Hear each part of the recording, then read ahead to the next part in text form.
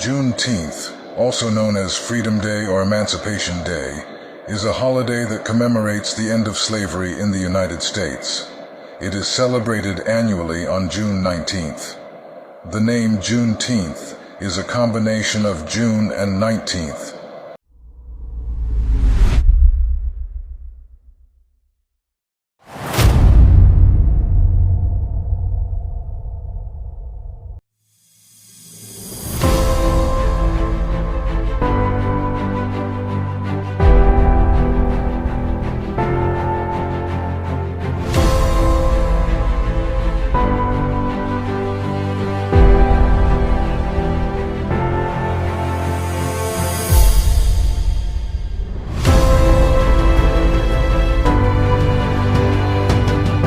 Hey, it's your girl NeCee with Deniese IncTru, where we shine a light on your truth. Well, today is Wellness Wednesday, and as you guys know, we are celebrating Men's Mental Health Awareness Month. And in addition to that, we are also proceeding on to Juneteenth as well, which is this weekend. So with Juneteenth, we have a special guest here with us. Akron is here to celebrate and get us to know a little bit more about himself. So we'll be speaking with him about his story and as well as getting to know him as an actor, a storyteller, a singer, and more. So Akron, thank you. Of course, thanks for having me. You're welcome. Well, Akron, how are you doing today? I'm doing really good. You know, I'm like tired. Definitely in this Texas heat, I would be too. You know what it really is though right now is that I feel like the artists have a responsibility. I feel like the artists have, and so everybody is on board. The directors, the actors, the producers. I'm getting 2 auditions a week. And you know, I'm living in Dallas, in New York, in Atlanta, in Chicago, in LA. Like I go to LA tomorrow night. Oh, that's exhausting. It's exhausting, and like I'm so excited, but like really, it is the work. You know, like I think we're all coming together to speak. Yeah. You know, so I'm excited, but I'm also I need a nap. Right, definitely need a nap. I need a nap. Well, we're gonna jump right into it. We want to know so much, so many great things about you that I got to see, you know, related to your story, and then tying it all to Juneteenth. Juneteenth is all about preserving stories, and we see that you're a great storyteller and more. So we wanted to get into that. So, you know, today we want to have that special conversation with you, just talking about like the men's mental health awareness into the Juneteenth and so forth. So I don't think with Juneteenth, it's not just thinking about it just being freedom historically. I think about like identity as well. So I think about like the culture, and then about expression, and then also about our stories, you know, being able to have that continue and to have it be passed down from generation to generation. All right. So you spent so much of your career helping tell stories through like performing arts and so forth. So how do you see storytelling helping preserve culture and history today? My gosh, that's such a like a current question for me. You know what I mean? Because so one of the reasons that I am recently like moved here to Dallas, decided I'm gonna get an apartment here, right? Because you know, family's here. I come visit them all the time, but I am writing now. And so I just wrote a one-man show as well as a musical. And so when you talk about storytelling, I'm trying to preserve and tell stories about my family, about the men that I know specifically. You know, it's just amazing that you reached out to me about men's mental health, because I'm writing a show right now called The Sum. And it's basically, you know, like the sum of many parts, that saying.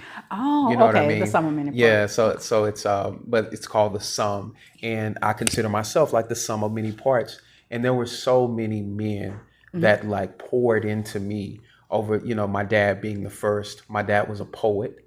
And so, you know what I mean? So he was a writer, and that was a part of his mental health journey. You know, he was a post office worker. You know, my dad, when I met him, you know, when I was born, he was in working in the post office. But as I started to learn more about him, he was a poet. He was in Vietnam. And then I learned that he was a sharecropper. Oh, okay. My dad grew up on the same farm where his grandfather was a slave.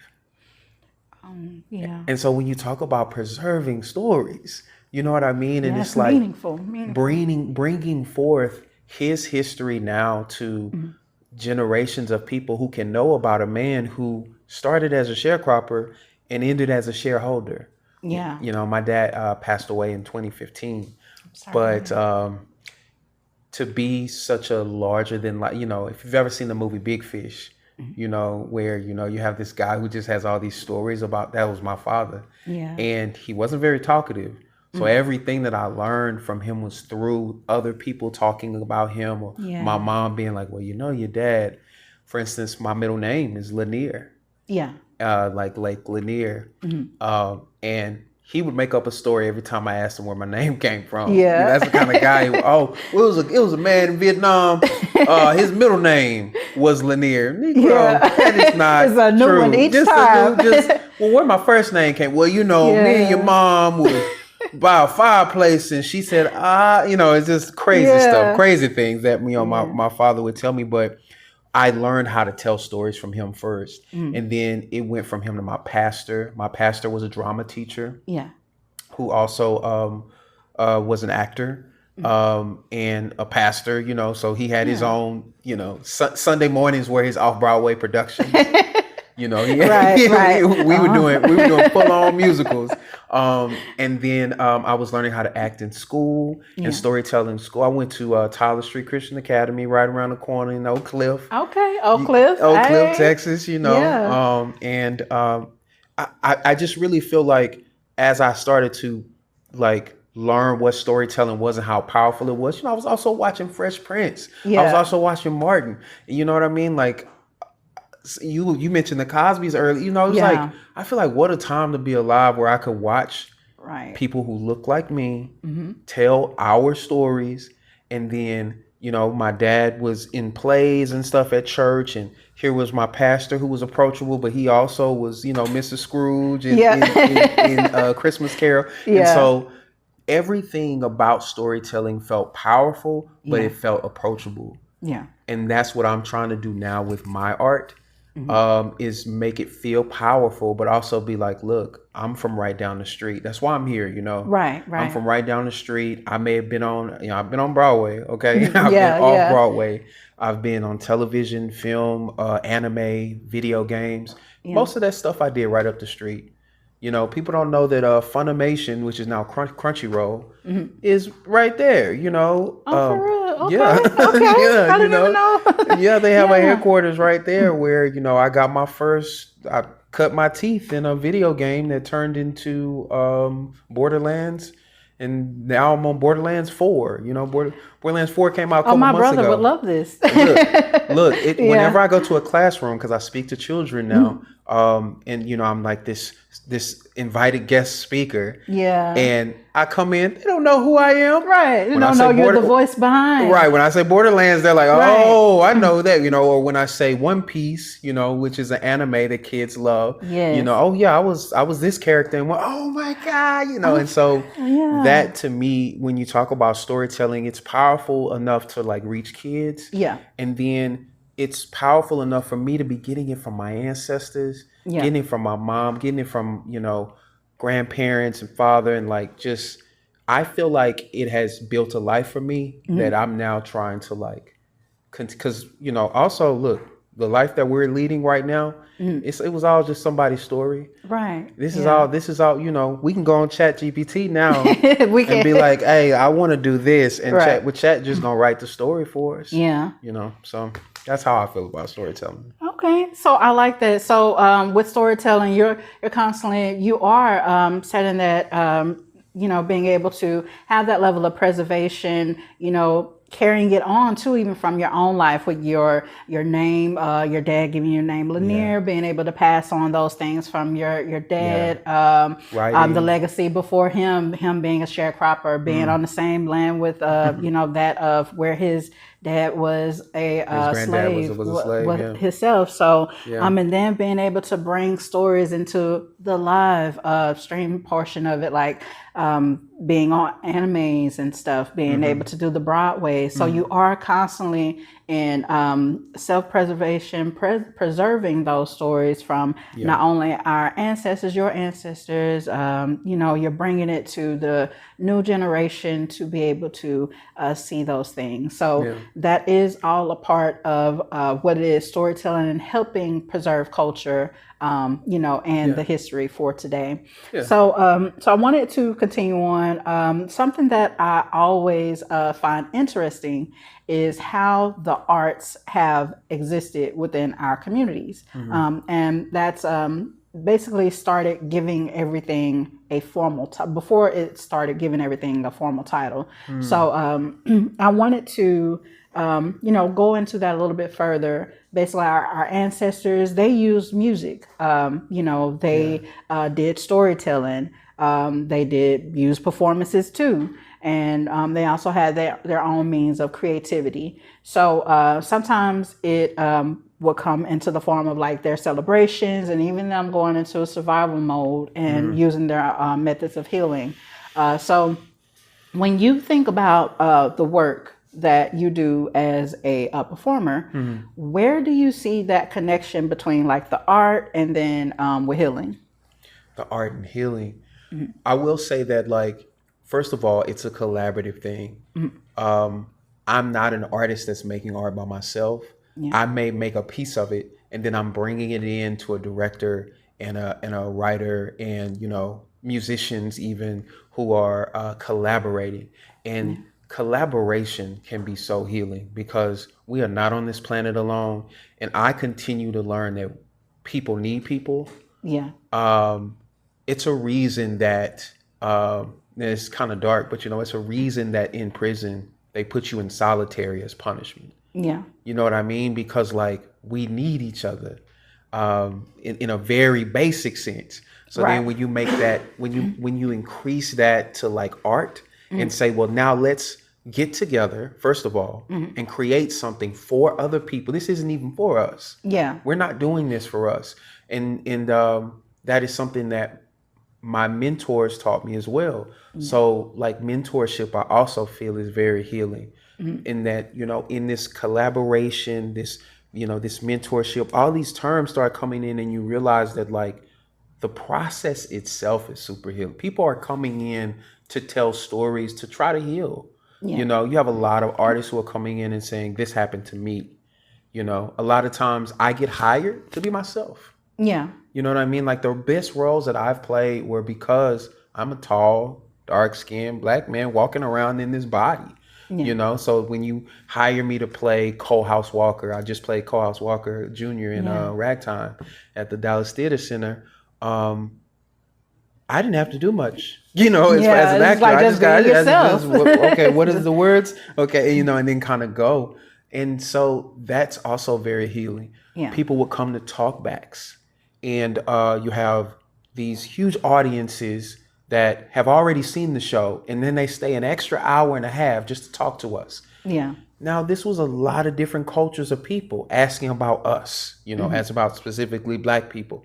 It's very healing to be able to have a conversation with the audience about art that they've seen that we hoped would affect them, and now they're telling us how it affected them, and we get to tell them how, you know what I mean? Like that conversation. So, it's a bunch of different avenues where I'm like, look, I got my therapy today. I went to rehearsal. I did the show, and then writers too. Oh my gosh. Some of the content that I read, some of the stuff that like I just am auditioning for, I'm like, thank you. I read it and I'm like, who wrote this? Thank you so much for speaking to men's mental health, to women's plight, to the LGBTQ community, to there's so much effort being put into the kind of therapy that, I mean, like I said, what a time to be alive. We may feel,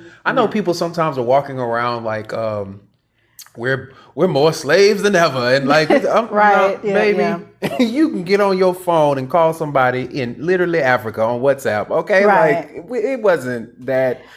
Yeah, because during- now it's so much more lax that you're able to, Yeah. things are still happening within the history, the repetitiveness of it. Yeah. However, we have so many opportunities and Tools, things are a little resources. bit different. So Absolutely. we can get out of most of those things. But, I like what you're stating about like how things like thinking everything like a more of a collaborative effort, Yeah. being able to look at things a little bit differently. And then like what you even saying, like you just being at work, that was therapeutic. You Yeah. doing the show, doing the theater and things like that, acting, that is therapeutic. So we're all able to tell our story, in different ways and build a connection between the art and the healing. Yeah. So I like that you stated that. So also wanted to mention that at Deniese IncTru, we talk often about like visual arts, performing arts, music therapy, art therapy, and then of course like the mental health and behavior health. Those are some things that I'm very passionate about. It really does mean a lot to me. So I've always believed that creativity can help people process things.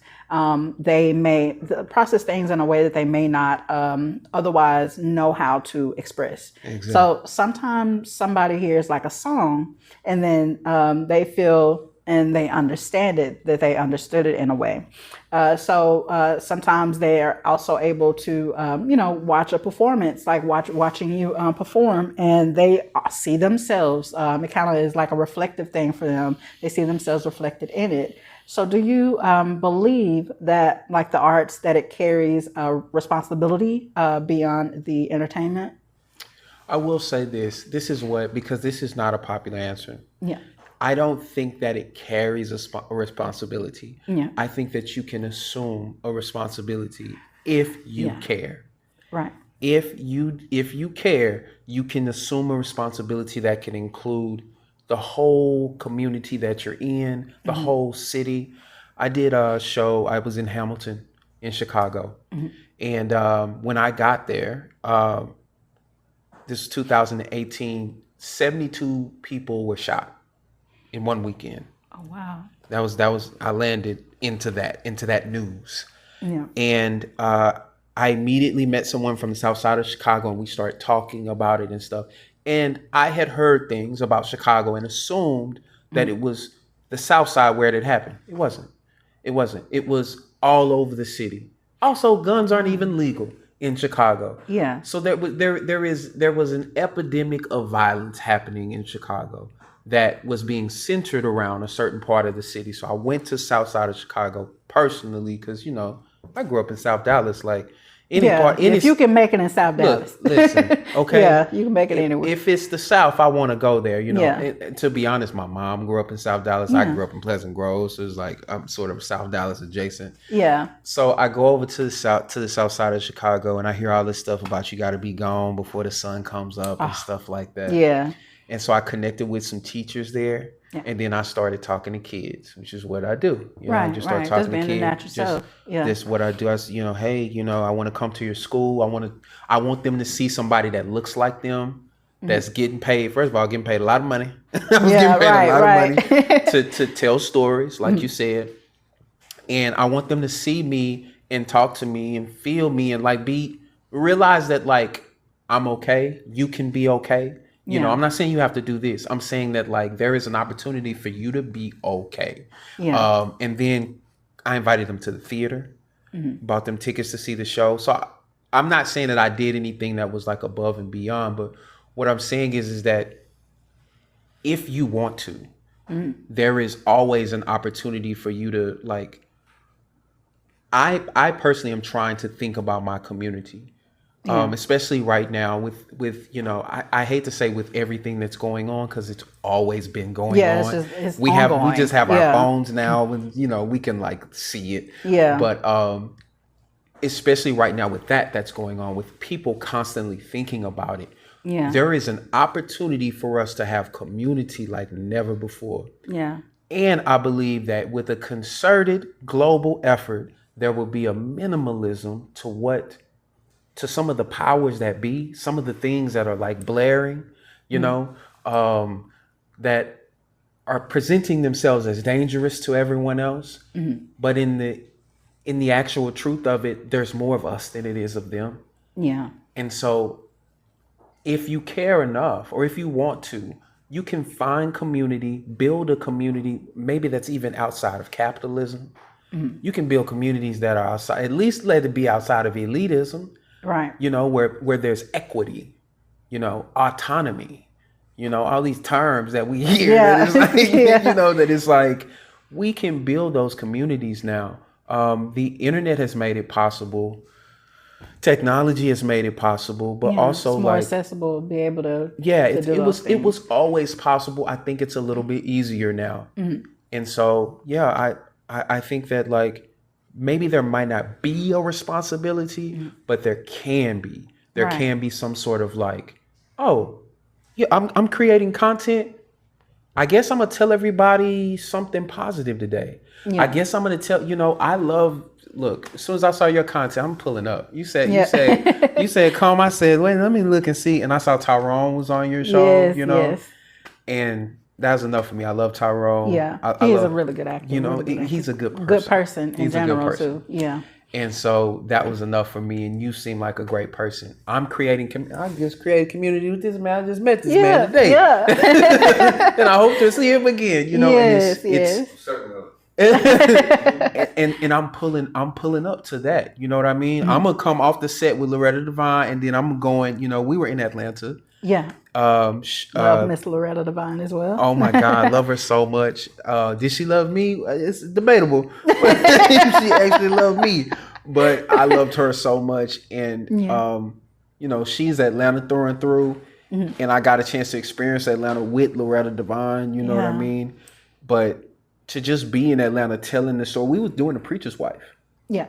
You know, which is. That's one of our things. That's a black movie, you know. Right, Denzel Washington, Whitney Houston. You know what I mean? That's us. And so it was a lot of us there. Yeah. And so that collaboration, that community, man, like I didn't have to go and feel the way that I felt. I chose to. And so I do think that it's a choice. I don't know that it's a responsibility, but you can make a choice to like, okay, I'm gonna be. Maybe not, I'll say this too. You can be pro something and not be anti the other thing. Yeah, I know what you mean. Yeah, I know exactly what you mean. You're right.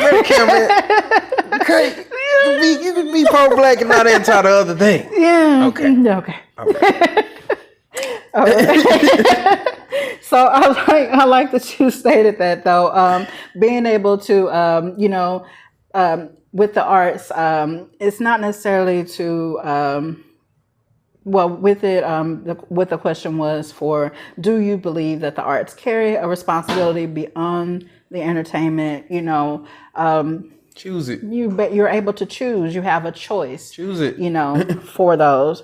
All right. So, and thank you for that answer. So now I wanted to talk about go further about men's mental health, and Awareness Month. So since we are recognizing Men's Mental Health Awareness Month, I think about how many men carry responsibilities and expectations and emotions that often they do go unseen. I even had a conversation I love to Uber.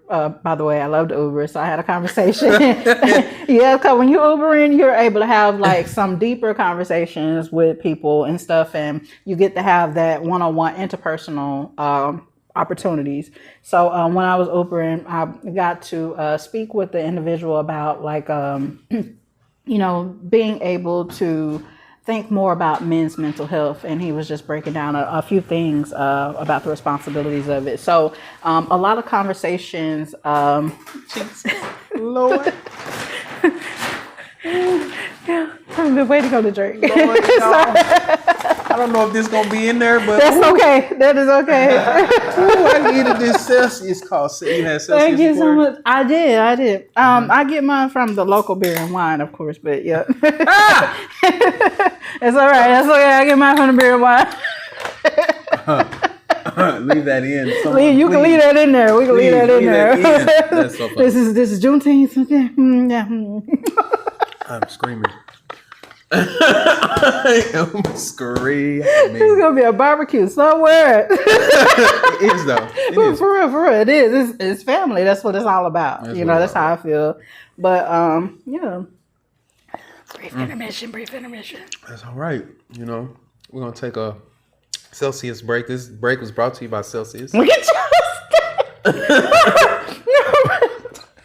Just is so silly. Might get a check here. Yeah, right. You never know. Brand ambassador. Okay. When you need a pick me up. Right. It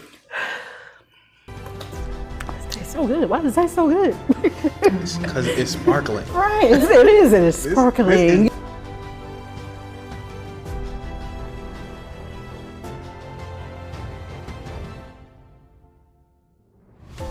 A lot of conversations around like mental health are changing. So, but there's still like work to be done, of course.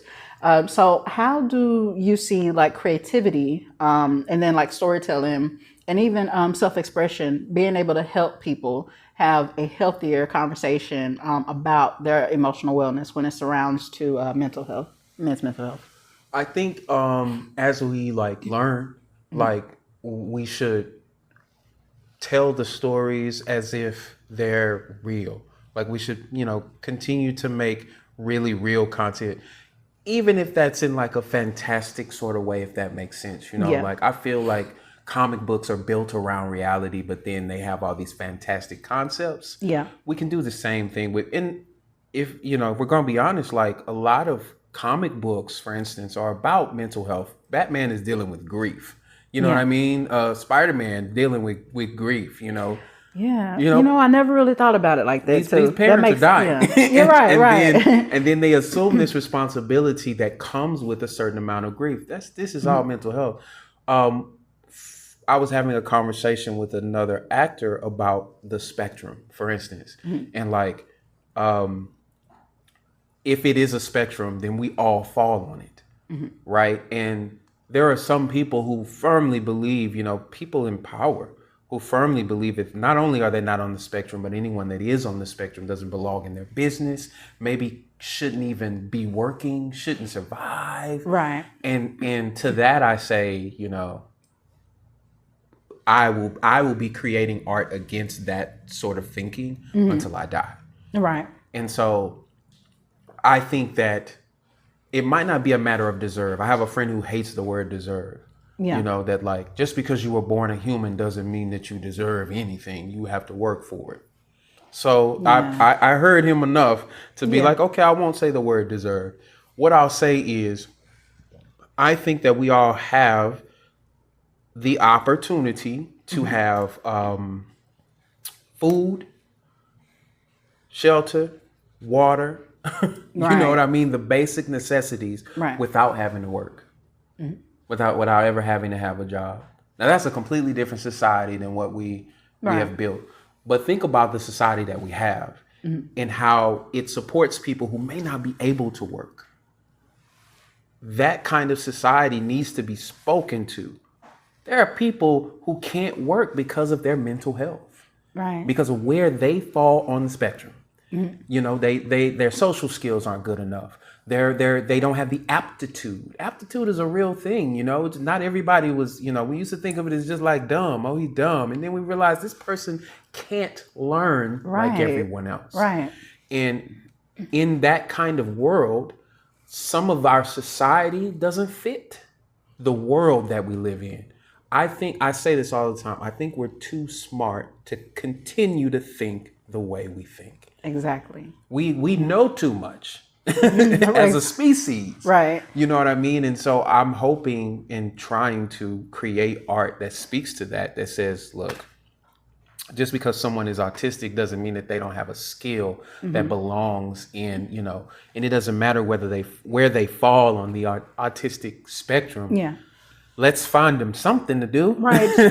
Try to kind of get a sense of belongingness for everyone, Yeah, I'm working on things that are like Afrofuturism, for instance. Yeah. I have a favorite author, H.K. Jemisin, who wrote a book called How Long Till Black Future Month. And in that book, there is a society that exists that appreciates everyone regardless of their mental health. And just that kind of society alone is a dream, right? That is Afrofuturism. Right. But to create art like that can speak to our current society and say, what if? And then hopefully, maybe not in your lifetime or ours, Yeah. someone may decide to build it. And I love you stating that, because that's like what you just said is kind of how I think. That's what I am trying to do. This is like literally when I started a podcast, like it all centered around behavioral health. Most people know, like, well, my diagnosis, like I had major depressive disorder, bipolar disorder. So it's most people like, oh, one day she's this, one day she's that. Like, you have to realize it's tough for us with having that type of diagnosis, and it doesn't mean we can't be in this industry or that, or we can't do this or that. And then my son, he has autism, so it's tough because, like, you know, you get to see how he is at home, and then when he goes out into the world, it's loud, it's this, it's that. It's hard, you know. So it doesn't mean that they don't belong or they can't do this or they can't do that. We have to have a sense of belongingness for everyone, and that's why I try to advocate against, you know, people having, well, I know we all have an opinion, but we have to be mindful of those particular things, because it's somebody is struggling to feel like your level of normal, you know. You know, with Men's Mental Health and Awareness Month, it's so many people that they struggle in silence. They don't, and then like even when it comes to like you know, different conditions. Yeah, men especially. Yeah. You have to have that persona, like being tough or having the level of strength, you know. So, you know, having those conversations about emotional wellness, trying to make sure that having that self-expression and things, it helps people. It helps them get to a healthier level to mend and deal with their emotional wellness. So thank you for that information. So now I wanted to talk about the fact that you wear many hats, sir. You wear so many hats. Yeah, all right, so let's talk about that. All right, so you wear a number of different you wear a number of different hats, such as actor, singer, coach, more. Like, I've seen so much creative. So when all of those, you know, titles are set aside, what do you feel sits at the center of the purpose? The center of the purpose. I'm gonna be real. I can be real, right? Yes, yes. I'm a little nihilistic in the sense that, like, I don't really look at purpose so much. The way I look at it is, my dad, my mom passed me a version of freedom. They said, here you go. Yeah. You know what I mean? Like, we're going to work so that you can be whatever your version of freedom is. Right. And so this is it. I'm just doing what I want to do out here. Yeah. Like, I'm just, you know, just having fun with it. I'm just grateful that, like, I can live in a time where I can make a living as an actor. Yeah. I can tell stories. I see producers. I'm like, oh, I want to do that. You know what I mean? So I'm producing, I'm writing, I'm acting, I'm singing, because, you know, I had the people, you know, I had the mom and the support, and you know, that is a story. That's my story. Yeah. You know, that's the story that's unfolding for me, is that, like, Akron, if you want to do it, do it. And so that's, again, another reason that I tell other people that, like, if you want to do it, I think you can do it, whatever that is. That might even mean, like, topple the government. Right. Whatever that may be for you. Create a different society. You know what I mean? Just small things. If you want to do it, you can do it. And I know that that's such like but hey, President Obama ran on that, you know? Right. We can. Yes, we can. Yes, we can. Yes, we can. And so that's literally all it is. It's just like, at the core of me, my parents were really adamant about that. Yeah. And then they were they were they are. My mom is still alive. Sorry. Yeah. They are deep. My mom is a devout Christian. Yeah. And, you know, there's that scripture, I can do all things Through Christ who strengthens me. Yeah. So I'm literally just praying every night and just going like, Right. all right, today. Right. Today, right. Lord, You this just is what pray it's going to and be. just know it's going to happen. It's going to come to pass. Look, You just got to have that type of faith. you know, and you walk in faith and not by sight. You know what I mean? And so like Christianity was kind of set up for me to succeed. Right. I was succeeding here. Okay. Yeah. Like I just, the way I learned it has benefited me. So yeah. That's the vibe. Okay. Yeah. Okay. All right. So now I wanted to go over, talk about Juneteenth. So one thing that continues to come up like throughout conversations is community. So whether we're talking about Juneteenth, storytelling, mental health, or the arts, community seems to be at the center of it all. So what role do you think that artists and storytellers play in like helping communities heal, be able to grow, and stay connected? Like in terms of like Juneteenth? Yeah, in terms of Juneteenth. I shot a movie called Miss Juneteenth. Go see the Miss Juneteenth. Right. It's on all major platforms. It's me, Nicole Bahari, Kendrick Sampson. Go check it. It's my biggest movie to date. Yes. Came out in 2020. We won a bunch of awards. Nobody knows about the movie. Go check it out. But you know, the interesting thing about Juneteenth, I feel like it's like our thing. You know, it's like the Black holiday now. Right. And it didn't used to be. Right. I remember a time when we first of all, we weren't talking about it. Yeah. I don't even remember when I learned about it, but then when I learned about it, it definitely wasn't a holiday. Yeah. Now it's a holiday. The closest thing, like, wasn't it like Jubilee or something like that? Back in the day, we used to do a thing like Jubilee, but not actually have a specified date. My family didn't do that. Oh, really? We went from, because May is a big month for us. You know, we're all Tauruses over on our side of the fence. And so May would be a big month, and then it was 4th of July. There was nothing in June. There was like nothing in June. We didn't even celebrate Father's Day. Oh my. You know, my dad wasn't worried about no Father's Day because his birthday was on May 28th. Yeah. Well, that makes sense. Like, I already celebrated me. That's enough. That's enough. You know what I mean? May was our month. Yeah. So, and our last name is, my family name is Green. And so, you know that. With the E or no E? With no E. No E, okay. The color. The color. Oh, okay. The color. Because also our birthstone is emerald. Oh. The color green. Truth be told, guys, my favorite color is green. Come on. That is my favorite color. We have a turquoise theme. And green. We have a theme. Right. And I'm wearing green on the red carpet this weekend. Okay, think of me. Make sure you wear like something, like some type of, I'm wearing a green suit with a black tie, yellow pendant, and then red glasses. Black, red, Juneteenth all the way. Okay, thing, extra baby. Representing. I'm doing it, baby. On the red carpet. It's my first Hollywood premiere. Go see Solidarity. Yes. Yeah, that's my first film. Oh, and you know what? Quickly, just to get into that, could you tell us about that? So, Solidarity, the movie that's for what's coming out. Sure. Solidarity is about people coming into this country and being a part of solidarity communities. If you don't know what a solidarity community is, like, say, for instance, you don't have a social security card, or you are coming out of prison and you are having problem finding work, whatever the reason is, you need people to help you. Solidarity is that. It is communities coming together saying, we may not fit in capitalistic society, but we are trying to make it work.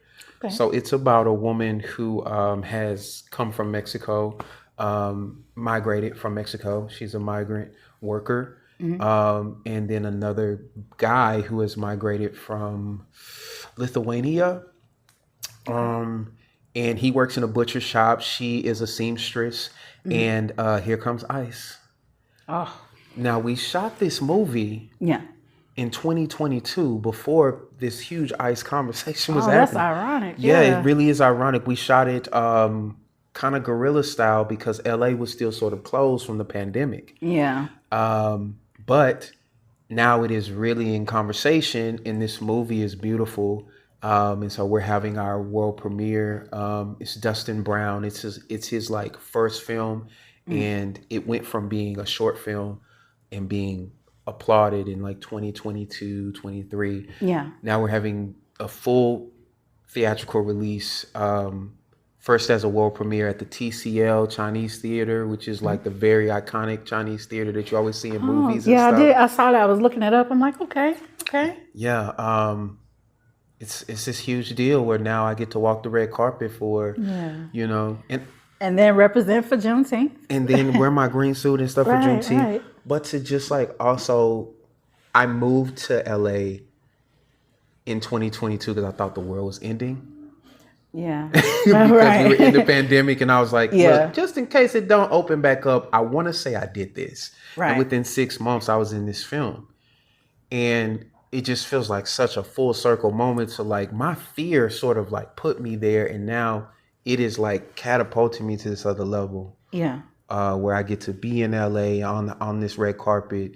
And who knows what's going to happen this weekend. Juneteenth weekend too. Yeah. I get to talk, and then I get to talk to you right before I leave. Y'all, I just will say that like a lot of community comes into play when I'm dealing with like scale. Yeah. So as an artist, I'm constantly trying to scale up. Oh, I'm gonna do this play. Now I'm gonna do it on Broadway. I'm gonna do this film. Now we're gonna take it to Hollywood. You know, I'm not trying to be famous. I'm trying to make the things that I love big enough for people to see. That's all I'm trying to do.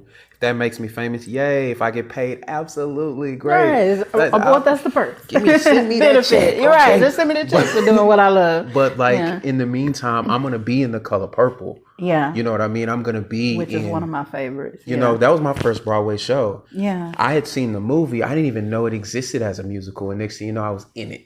Yeah. You know, and if you know about The Color Purple, you know that it's about God, and Celie was writing letters to God. So here's this Christian boy from Texas, all of a sudden in New York, and my agents and managers and mom and all of these people, that's my community. And they were all saying, you know, go. So it's interesting, this career, this thing that we both are doing. Yeah. It could make us famous, but like you said, like it's not about the fame. What's at the core of it? Yeah. It's community. Yeah. You know, you're helping your kids. You know what I'm saying? I'm helping my wife to be. Where are you at? Yeah, where you at, boo boo? I hope you see this. I'm gonna be in LA in a couple days if you there. Wink, wink. All right. Okay. I'm sorry. You silly. Yeah. Oh no Okay. problem. I'm sorry. Brief Just 2 seconds. What is that? These are sugarless. It's like sour candies, but 60% less sugar. 130 calories. Oh, it's like in the Pop whole Rock? bag. I'm sorry, I don't mean to be digging in it. I'm trying. Okay, there we go. Your fingernails look clean. Oh yeah, I'm extra clean. I'm listening. You should be worried about mine. Oh my God. I trust you and I pray a lot. Pray a lot. Okay. Pray with her. Let me try this with you. This is my people. It do kind of remind me like the Pop Rock type. Mississippi is my people. I should come. I'm half Mississippian. You probably be. I'm kidding to everybody. Not for real. Yeah. I've met some people out here that came to that's in Texas. Every time I meet somebody from Mississippi, all they gotta do is tell me what county they from. And I'm like, oh, I know your people. Yeah, my daddy know. Oh, we related. All the time. Like, it never fails. Like, seriously. I dated someone. So that's why I don't date anybody from Mississippi. See, I dated someone from Port Gibson, and then I dated someone from Philadelphia. Oh, my. Trying to make my way through the whole state. I'm joking. That was a joke. Well,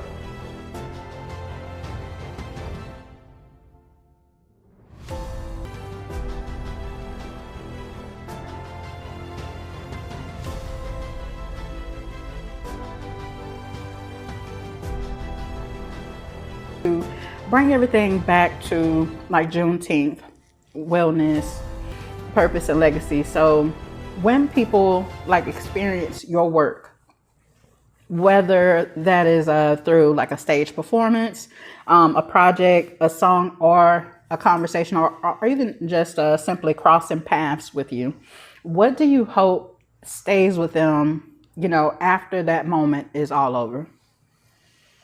Freedom, choice, the possibility to be unique,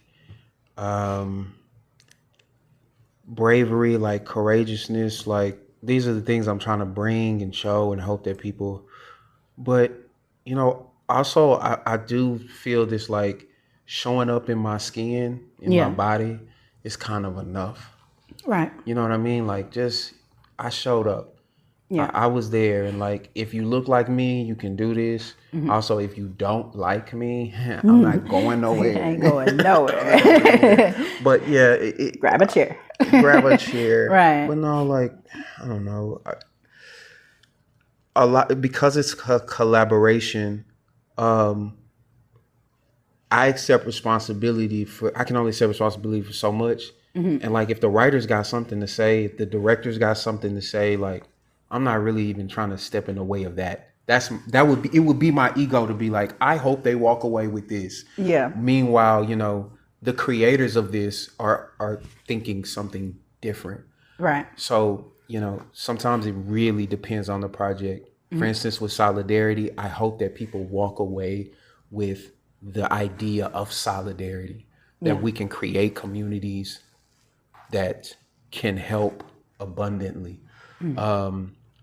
So it can be project by project. That's why I love art, because like, what are you trying to say and how can I help? Right. I love that. Good. That was good. That was deep, bro. Yeah, it was. It got really deep. That's the smartest way that I can imagine to answer that question.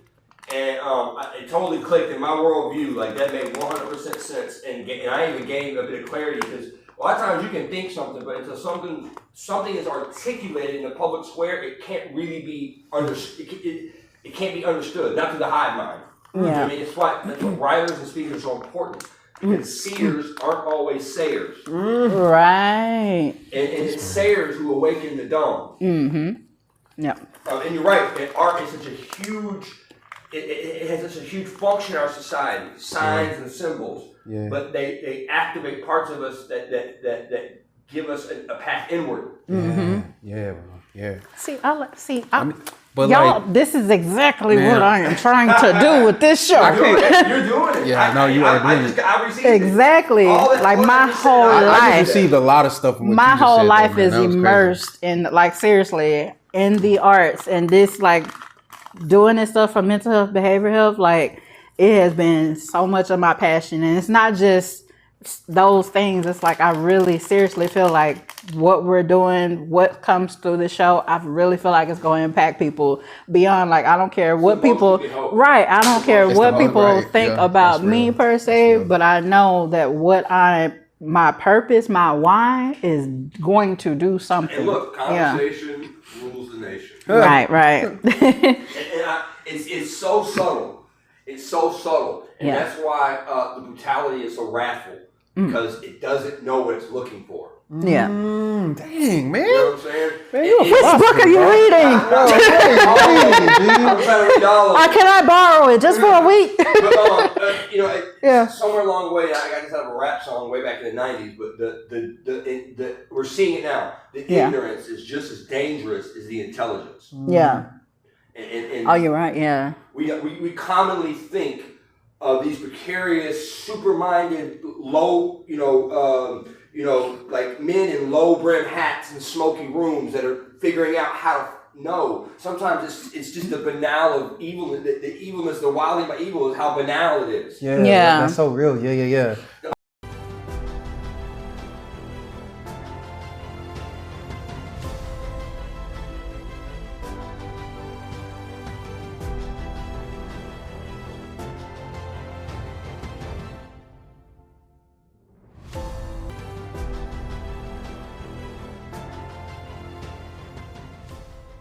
Feeling my shoes.